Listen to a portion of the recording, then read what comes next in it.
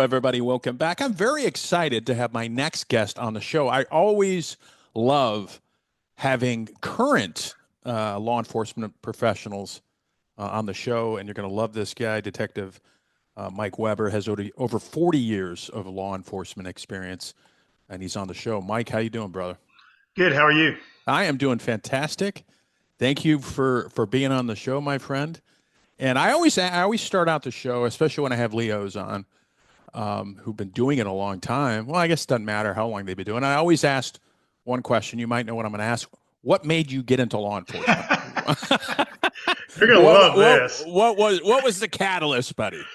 Oh my God. I was 19 years old, an immature 19-year-old working as a stock boy at a shoe store. And there was this other stock boy there. He was 23 and he drove a Corvette and he was cool. And so he Man, I came want one of in those.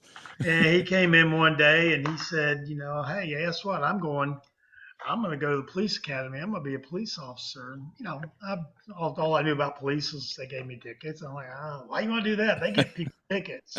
And he's like, well, if you're a cop, other cops won't give you tickets. I'm like, really? How much I pay? It pays a lot more than here. I'm like, I want to be a cop. Literally why I went into this line of work. And you've had a very long career, yes. very successful career. You've worked with the FBI. You've been on a bunch of podcasts. You're going to come out with a book pretty soon that I want to talk about down the road. But what is your specialty, Mike? Now, I know you're obviously a detective, and for those people out there that might not know what it is, if you're non-law enforcement, they're usually plainclothes. They are plainclothes police officers, and they investigate more serious crimes, felonies, things like that. So, what is your specialty, brother? I've worked crimes against children for 15 years, and during that time period, over the last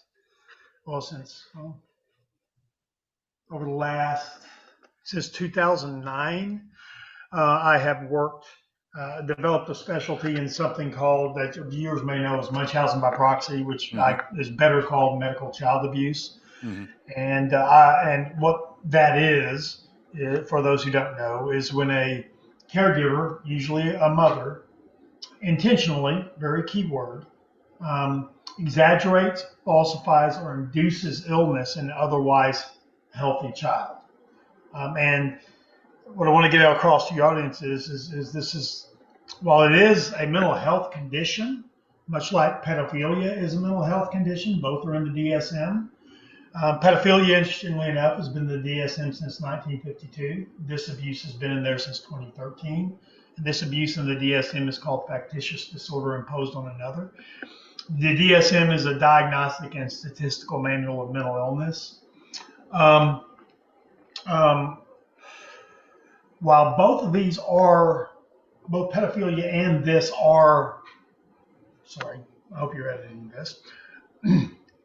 While both pedophilia and factitious disorder imposed on another are in the DSM, it's also criminal activity. These offenders know what they're doing. They know what they're doing is wrong when they're doing it.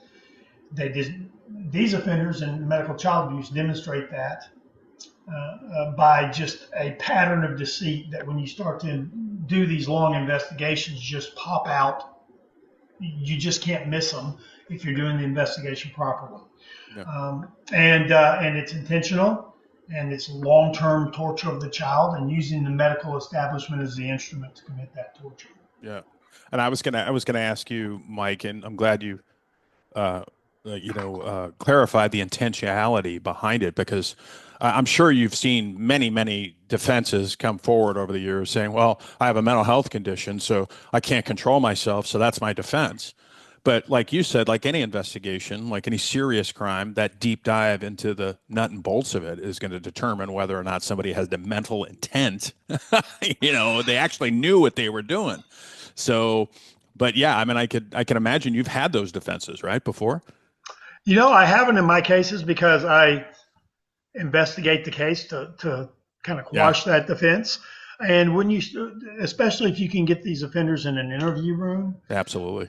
and you start talking to them, they present no different than any other criminal in any other interview. They present no difference than anyone in child sexual abuse, an offender in child sexual abuse, an offender in abusive head trauma, and an offender in serious physical abuse, other types of physical abuse than this. They first lie. Then when you hit them with some facts they don't know that you have, they'll shift their story to try to conform to those facts. And then you'll may eventually get admissions and probably never the whole truth from them. And that is every offender interview I've had, pretty much in any crime. And these offenders present no differently in an interview setting. I think there's Oh, go ahead, brother. Yeah, and that is a great way. I think you're about to say that is a great way to demonstrate that they know what they're doing is wrong when they're doing it, and that is the legal definition of sanity. There are, just because it's in the DSM doesn't mean that's an excuse for conduct, right? So there's there's a legal definition of sanity, and then there's what a psychologist may consider a mental condition. Yeah, and and for the listeners, you got to be clinically diagnosed with that. So I'm sure 99% of these people aren't. I just think that there's a special kind of hell for people who abuse kids. We talked a little bit before we started, Mike. I did a little bit, nothing to the years and tenure you've done with child abuse cases. I couldn't do it for very long, Mike. I mean, it was just horrible to sit and look at pictures and videos and all this evil stuff, perpetrated on these young kids. What was the youngest, without getting into any graphic stuff, what was the youngest victim you've ever had, Mike?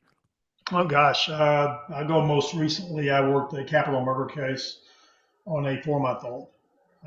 It was a abusive head trauma case.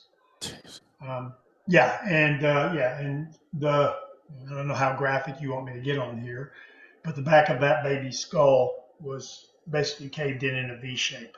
I mean, the skull was caved into the brain matter, through the dura into the brain matter.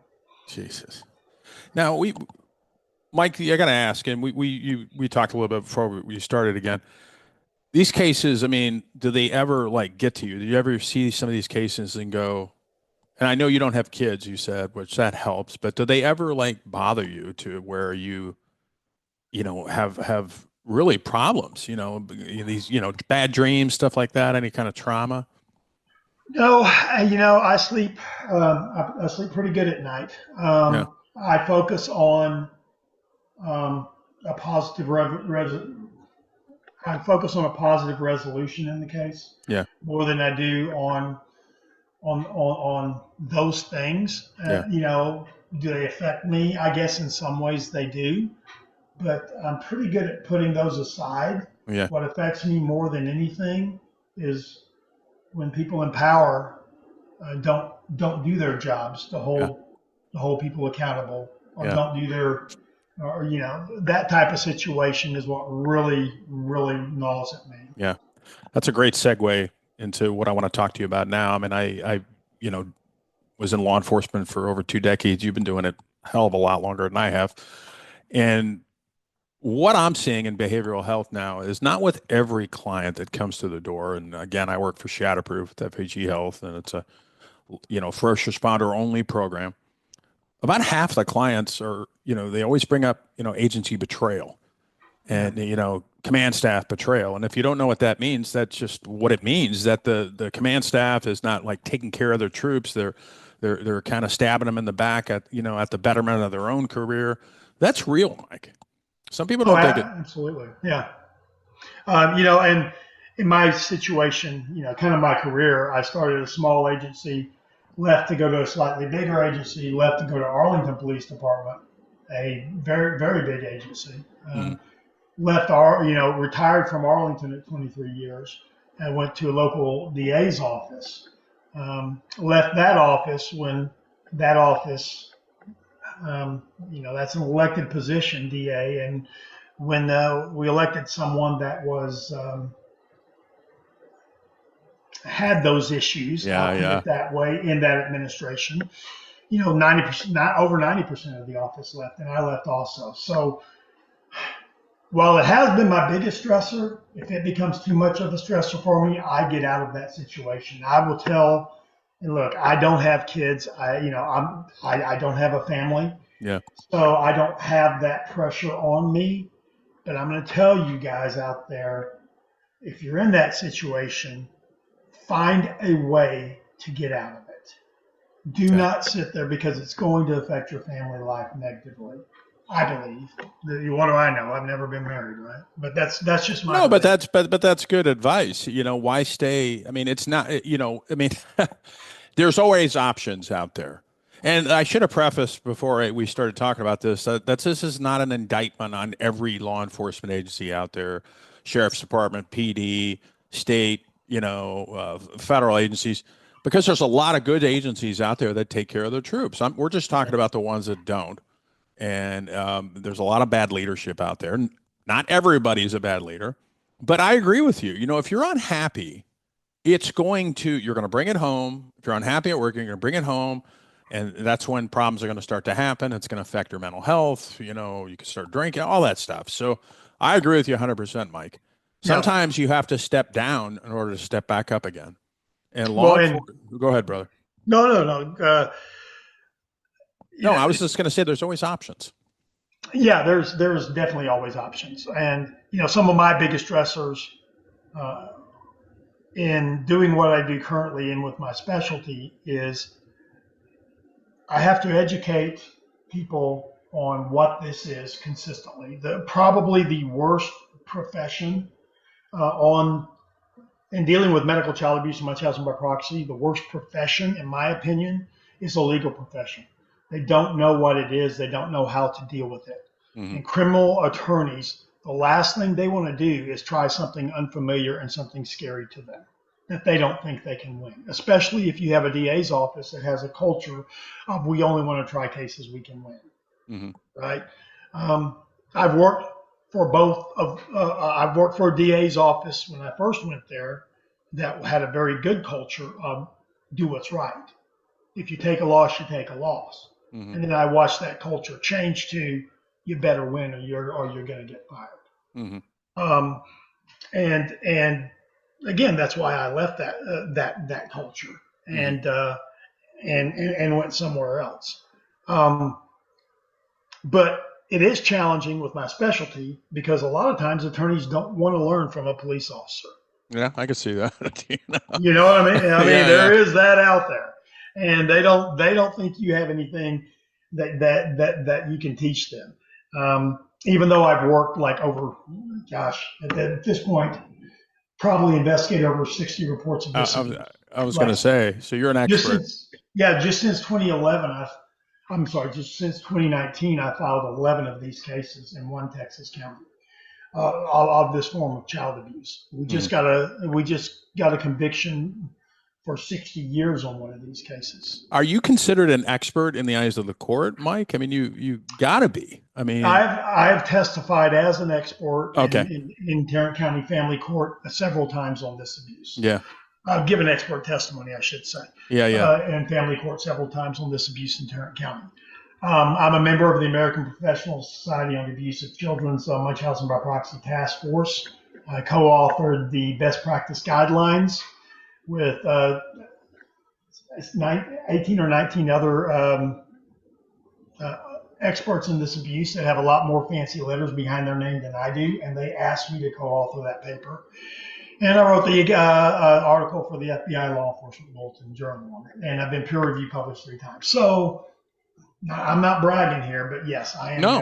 No, I mean, I have those credentials. Now, I would consider you an expert because this is, like you said, a lot of people, even, attorneys, they're unfamiliar with this territory. So I think your mission, part of it, I mean, you correct me if I'm wrong, is just to educate people more on this.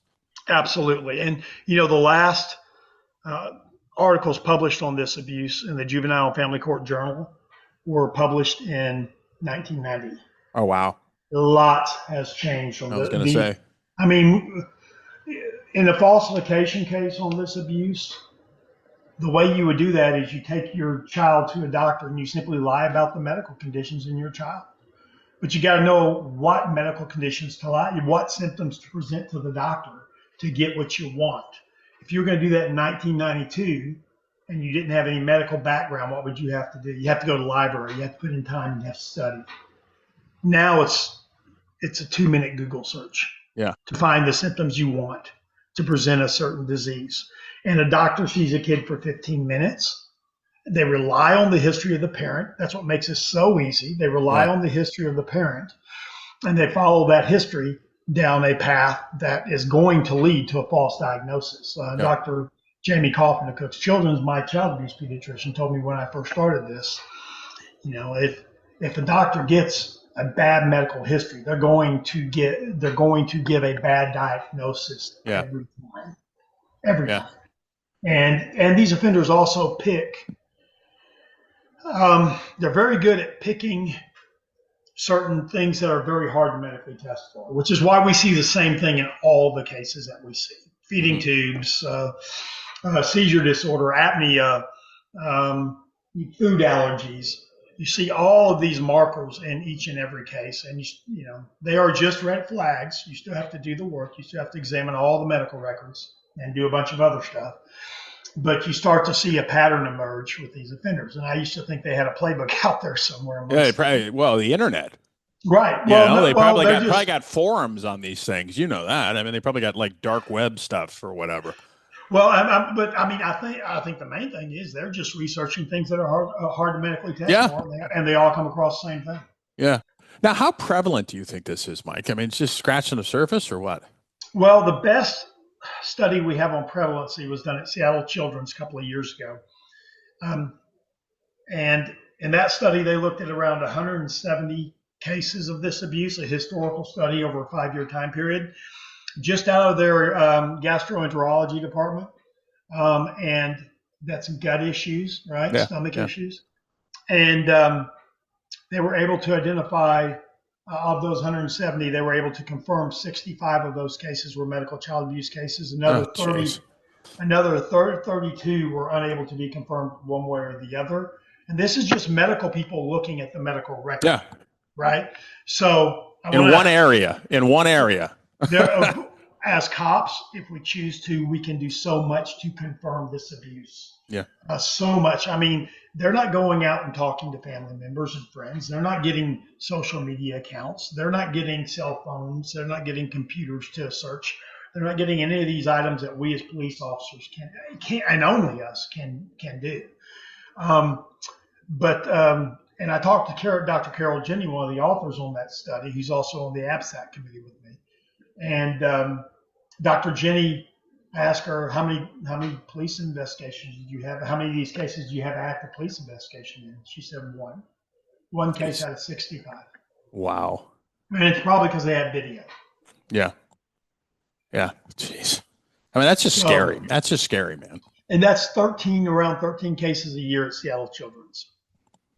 That's just, it reminds me of, you remember that show, To Catch a Predator. You remember that? Remember that show? For the listeners out there who are young, it used to be a Chris Matthews thing at MSNBC, and it's different, but it's crimes against children. He'd go in there, set up, have a decoy in there, and pretend like a young girl or a guy, and then they'd get 200 people showing at this place, and they'd hook them all because they'd be soliciting, for underage sex or whatever. They thought, the cop or the undercover was, a child. I mean, it's horrible. So what advice would you give for officers? A lot of officers listen. What's some tidbits, some tips on, basic investigation stuff, dig deeper? Yeah. And if you get one of these cases assigned to you, immediately preserve all social media. Yeah. Find and preserve all of the offender's social media, because they're better. They have more of a plan for this than police do and CPS does. So you want to preserve that and lock that down immediately. Well, seize all electronics, get a warrant, get all that stuff. Cell phone. Well, you got to work. Yeah, you got to work your way to probable cause for all of that. But you may get there through the social media posts. Yeah. And why are they valuable? Because if mom is, and I've had wild posts on social media like, In one case, she's like, yeah, my child coded 3 times in the hospital and his oxygen level's at 20. And you go look at the medical records for that day, and that never happened. It was a Yeah. pretty normal day in the hospital for that kid. So those are those are the things you need to prove to prove motive, right? To prove an attention-seeking motive, that she's seeking this attention on social media. Yeah, yeah. Maybe Um, donations or whatever. And the GoFundMe's are always a big deal in these. And, in my state, that's if she's doing a GoFundMe for a sick child and the child isn't sick, that's actually the offense of child exploitation. Yeah, I was going to I had to say. think of it. I had to think of it there. So that makes sense. Preserve social media, and you can do that without a warrant. Just Right? Yeah. start digging and getting the name of these people. But it's like when you're talking about social media, Mike, it's like going down the rabbit hole with this stuff. I mean, there's so many fake accounts and stuff like that, but I guess you could track, whatever The good thing about these offenders internet. is these offenders want to be seen as the savior mom, right? Oh So yeah, they're going to use their real name. ego. Their accounts are it's an attention seeking type of thing. They're going to be their accounts normally going to be very public. They're not going to have anything. That makes sense. Yeah, they want the attention. Not always. Yeah, not always, but usually they are that way. And I mean, they may have 25,000 followers on social media, 25,000 followers on social media. Yeah. And and it's all about the health of their child. Jeez. Let's pivot a little bit, and I want to talk about your book that you helped co-author. Why don't we talk about that for a minute? And when's it coming out? It'll come out. It'll publish on February 4th. It's available for pre-sale anywhere you can buy a book. Amazon, Barnes and Noble, pretty much any site you go to pre-order, you can pre-order Awesome. today. And it's called The Mother Next Door: Medicine, Deceit, and Munchausen by Proxy. And we talk about 3 stories of medical child abuse, 2 that ended well with good outcomes, and 1 that ended with a terrible outcome. And we talk about the politics that went around that terrible outcome. And that child is, in my opinion, has suffered a childhood of abuse because people refuse to do their jobs. That's a stressor. Yeah, and that adverse childhood experiences. I'm sure you know what that is. The ACEs, what they call it, behavioral health. I mean because that child is going to have probably huge problems. As he or she gets into adulthood, because they're going to carry that trauma into adulthood, and then probably have a lot of stuff going on. Well, and right now, I don't believe that now adult. I don't believe that person even knows that they're abused. I think they're still very much under the spell of that alleged offender. Yeah, but I think eventually it's gonna come out. I mean, you know what I mean with behavioral issues, maybe addiction issues. I don't know.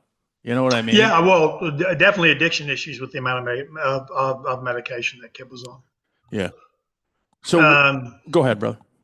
No, and so we talk about those 3 cases and we walk you through them. The investigative side, Andrea's really good at research. She talked to a lot of the family on these cases and got their perspective. And I know your audience probably thinking like, why would a doctor ever do a surgery that was unneeded on a kid? I'm telling you guys, it is not hard to get done. Yeah. And it's not the doctor's fault. Some of these dads in these cases it was happening right under their nose and they had no idea it was going on. These offenders are extremely manipulative and they oftentimes present very well. And Lord forbid they have money and are attractive. Oh, Jace, makes it very low. Yeah. Well, you know how court is, right? I mean, yeah. That a lot of power comes with those 2 things. So you said predominantly the offenders are female, correct? Yeah, there was a study done a couple of years ago. They looked at 796 cases in literature, and 95.6% of the offenders were the mother of the child. 97.6% were female. Mm-hmm. Do you think that this was a pattern in their life that you know what I mean? It was a generational kind of trauma stuff or what? I've had cases where I thought that was the case, and there was some evidence of that, and I've had other cases where it's very clear that that wasn't the case. Yeah. All abuse, can be multi-generational. Sure. Child abuse, and this is no different. But it isn't always that way in every case. It's very much case specific. And these cases, take a long time, like you said, Mike. Yeah, usually months, maybe years to if it's see the light of day.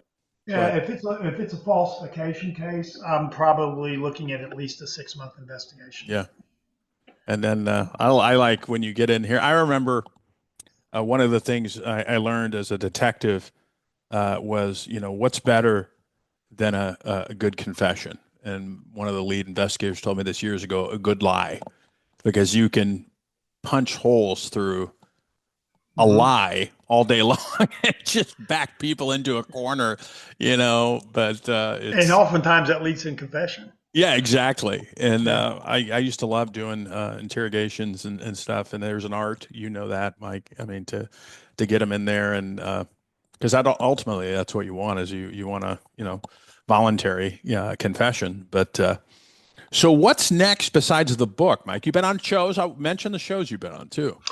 Yeah, I am a regular contributor on Nobody Should Believe Me with my co-author, Andrea Dunlap, and I highly encourage, if it's okay. Yeah, absolutely. I highly encourage your listeners to listen to that podcast. Season 1 and 2 are on 2 of the cases in the book. There are different details in the book. Andrea talks a lot in those 2 cases with the family members. And not a whole lot about the details of the investigation, which are in the book. But it is extremely educational, and there's interviews on there with other members of the ABSAC committee on this abuse who are experts on this abuse from multiple angles. You have physicians, medical, you have psychological. Dr. Mark Feldman is on there, one of my mentors when I first started this. He's one of the guys I called. He's written 4 books on this abuse. He is a psychiatrist. He will tell you he doesn't think this abuse should be in the DSM because he thinks it is a crime more than anything. Like I said, just a huge mentor of mine.